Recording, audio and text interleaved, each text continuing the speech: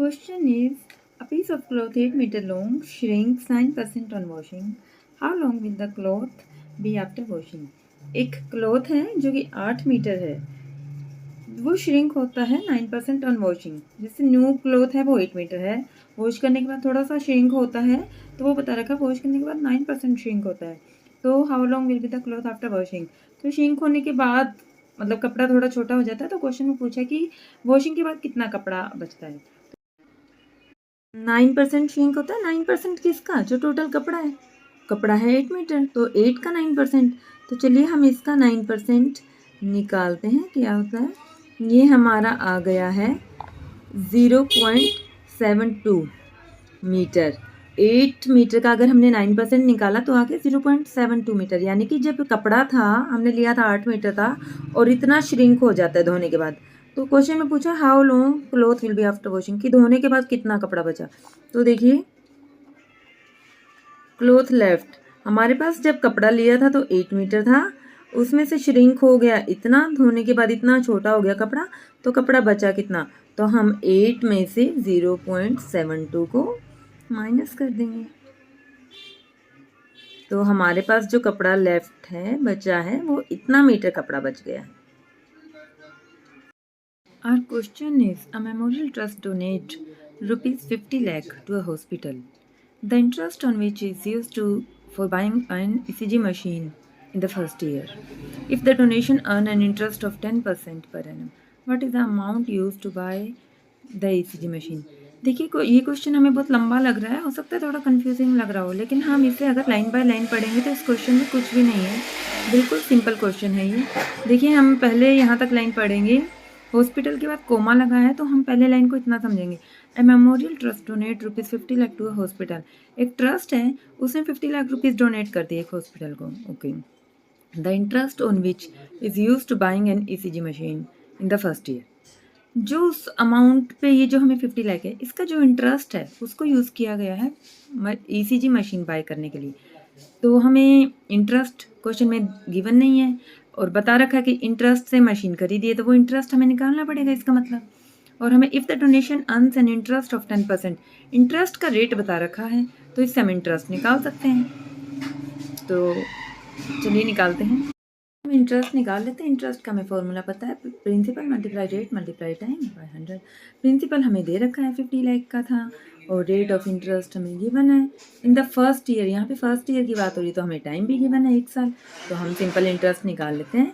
Simple interest हमारा हो जाएगा 5 लाख। तो जो हमारा सिंपल इंटरेस्ट है वो 5 लाख आ गया है। तो हमें क्वेश्चन में पूछा गया है what is the amount use to buy ECG machine. यहाँ पे दे रखा है इंटरेस्ट को यूज़ किया गया और इंटरेस्ट हमने निकाल दिया गया है, यानी कि यही अमाउंट यूज़ किया गया है ECG मशीन खरीदने के लिए। यही हमसे क्वेश्चन में पूछा गया था what is the amount use to. तो हमें सिंपली इसमें इंटरेस्ट निकालना था और कुछ भी नहीं करना। Next question is, Irfan deposit ₹42,000 in 2 bank account. He deposited ₹27,000 in one account, which gives 9/1/2 simple interest per annum, and remaining in other bank account, which gives 11% per annum. How much interest will he receive after 3 years? देखिए, इरफान ने deposit कराया है 42,000 rupees in 2 bank account, यानी कि उसके पास 42,000 rupees है। उसने कुछ पार्ट 2 बैंक अकाउंट में कराया है, जिसमें से 27,000 रुपीज़ उसने एक बैंक अकाउंट में उसने डिपॉजिट कराया है 27,000, और उस पर से इंटरेस्ट मिल रहा है 9/1/2। इसका मतलब है 9.5। इसका मतलब मैं इसको 9.5 भी लिख सकती हूँ। ये रेट ऑफ इंटरेस्ट है हमारा, ये प्रिंसिपल हो जाता है जो हमने डिपॉजिट कराया था।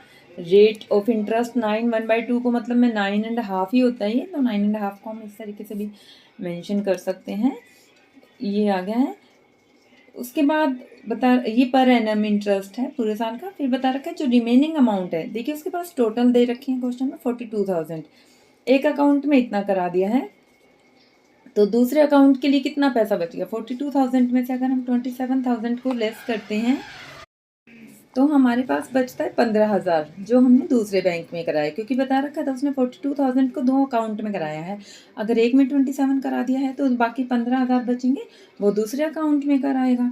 तो दूसरे अकाउंट में कराया है उस पे उसे मिल रहा है 11% इंटरेस्ट, यानी रेट ऑफ इंटरेस्ट हमारा 11% है। और ये जो डिपॉजिट कराया था 15,000 रुपये, ये हमारा प्रिंसिपल हो गया, क्योंकि जब बैंक से वापस मिलेंगे तो इंटरेस्ट ऐड होके जो लास्ट में मिलता है उसे अमाउंट बोलते हैं।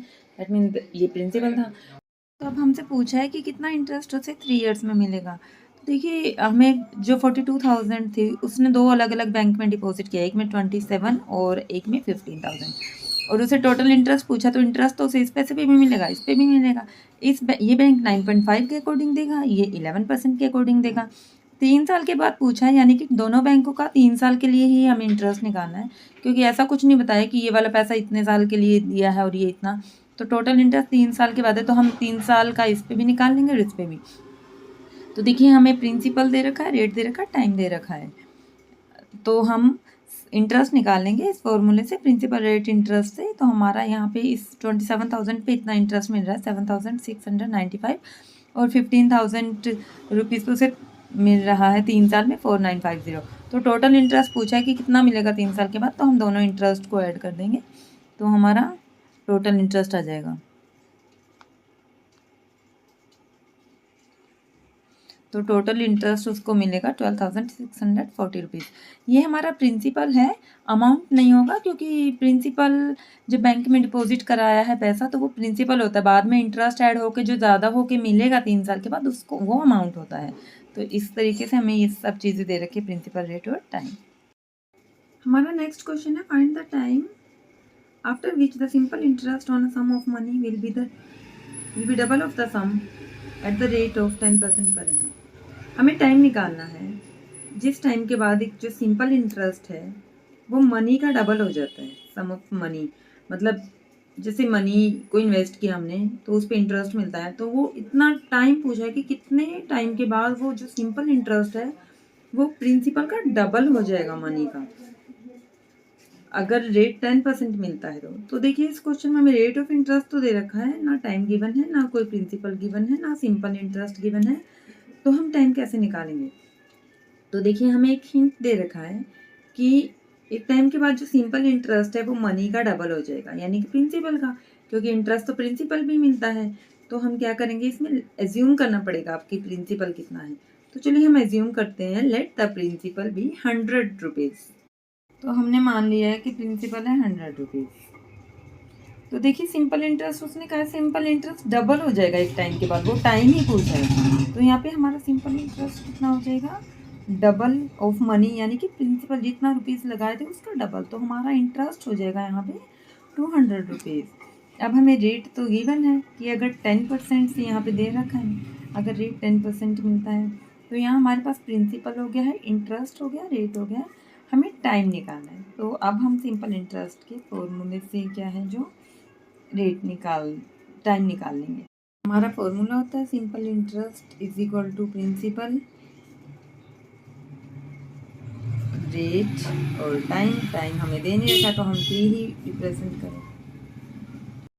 यहाँ हमारे पास इंटरेस्ट है, तो देखिए अब हम क्या करेंगे, जो नीचे चीज़ डिवाइड में होती है इज इक्वल टू के दूसरी साइड जाएगी तो वो मल्टीप्लाई में आ जाती है, तो 100 तो आ जाएगा इधर मल्टीप्लाई में और इधर बच जाएगा 100 ऐसे। अब हम टी को इधर ही रखेंगे, हमें टी निकालना है, और हम इनको यहाँ मल्टीप्लाई में है तो इधर जाके क्या हो जाएंगे, डिवाइड में। तो ये 100 और 10 दोनों नीचे आ जाएंगे, 100 से हमारा 100 कट गया, ये तो हमारा 20 ईयर्स आ गया टाइम, यानी time is equal to 20 years. 20 years के बाद जो है सिंपल इंटरेस्ट प्रिंसिपल का डबल हो जाएगा। Our question is two item were bought at the same cost. दो चीज़ें खरीदी है सेम कॉस्ट पे, सेम प्राइस पे दो चीज़ें खरीदी हैं। One was sold at a profit of 10%, उनमें से एक को तो 10% प्रॉफिट पे सेल कर दिया गया है और दूसरी को 15%, यानी खरीदी तो सेम प्राइस में थी लेकिन सेल अलग अलग में की है। एक पे 10% प्रॉफिट अर्न किया है और एक पे 15%। If the difference in their profit is 7.5%, तो find the cost price of each item. तो इसमें हमें कॉस्ट प्राइस निकालनी है कितने में खरीदी थी। तो देखिए हम क्या करेंगे, सबसे पहले कॉस्ट प्राइस को एज्यूम कर लेंगे, let the C P is equal to x. मान लेते हैं कि एक्स में खरीदी थी दोनों चीज़ें, तो क्योंकि प्रॉफिट अलग अलग परसेंट है तो दोनों का अलग अलग कैलकुलेशन होगा, तो मैं लिख लेती हूँ। यहाँ फर्स्ट का निकालेंगे, यहाँ सेकंड का। यहाँ पे फर्स्ट का देखो, सीपी कॉस्ट प्राइस कितनी है, एक्स में खरीदी थी, प्रॉफिट कितना है 15% है, तो इसको अगर रुपीज़ में निकालूंगी, सॉरी 10% है, तो अगर हम एक्स का 10% निकालते हैं तो हमारा आएगा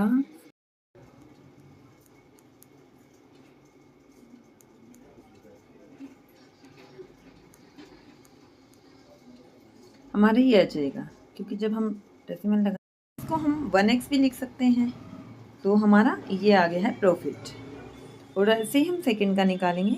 सेकंड का हमारा जो सीपी था वो तो सेम ही था, एक्स में ख़रीदा था, इसको भी प्रॉफिट था 15%। तो हम प्रॉफिट निकालते हैं, 15% है ये किसका, कॉस्ट प्राइस का होता है।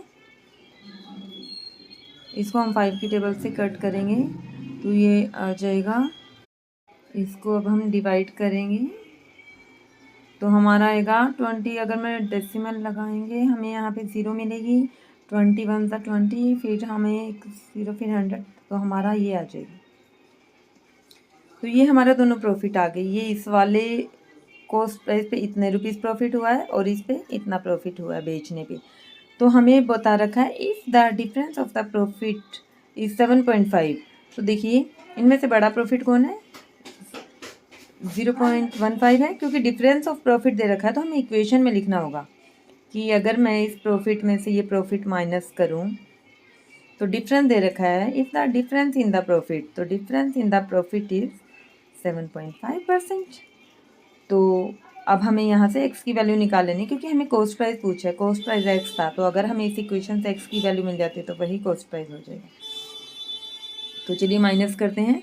देखिए 0 पॉइंट इधर 15 है, इधर 0.1 है, तो हम इसको बैलेंस कर लेंगे माइनस करते वक्त। तो हमारा आ गया 0.05 x इज इक्वल टू 7.5। तो हम x की वैल्यू निकालने के लिए 0.05 को इसके नीचे ले आएंगे और इसे कैलकुलेट कर लेंगे, उससे हमारी सीपी आ जाएगा। इजी करने के लिए मैं ये डेसिमल हटा देती हूँ ऊपर का, और इसकी वजह से नीचे 10 आ जाएगा, क्योंकि डेसिमल के बाद एक नंबर है और हमारा नीचे है 0.05। इसका भी अगर मैं डेसिमल हटा दूँ तो सिर्फ 5 बचेगा, 0.5 मतलब 0 की कोई वैल्यू नहीं होती आगे, इसलिए सिर्फ 5 बचेगा। और डेसिमल के बाद 2 डिजिट है इसलिए ऊपर 100 आ जाएगा। तो ये हमारा 150 आ गया। तो ये हमारा सीपी आ गया। क्वेश्चन में हमसे फाइंड द सीपी ही पूछा था, कॉस्ट प्राइस, और ये हमारा कॉस्ट प्राइस आ गया 150।